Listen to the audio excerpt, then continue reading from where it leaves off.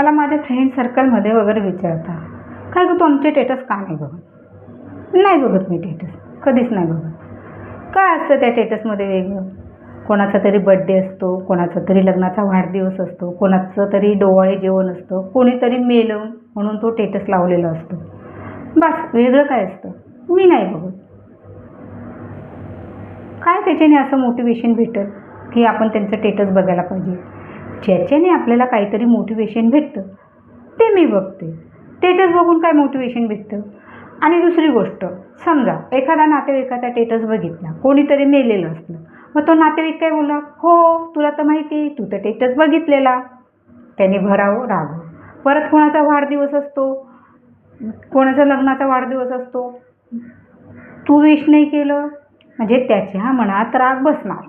त्याच्यापेक्षा स्टेटस न बघितलेलं बरं. राहिली एक गोष्ट, मला कोणाचा राग येत नाही. मी स्टेटस माझ्या वाढदिवसाचा लावतही नाही, कोणाकडनं कौतुकही करून घेत नाही. का कौतुक करून घ्यायचं उगीचच?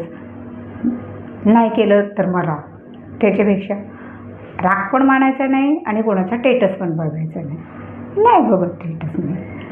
कोणाचा स्टेटस बघून काय टाईमपास करत बसायचं? त्याच्यात जर आपल्याला काही भेटत नाही, आपण कोणाला ओळखत नाही, ती व्यक्ती मेली, आपण कोणाला ओळखत नाही, त्या व्यक्तीचं डोहाळे जेवण, आपण त्या व्यक्तीला ओळखत नाही, त्या व्यक्तीचा बड्डे, मग आपण त्यांचा स्टेटस काय बघायचं?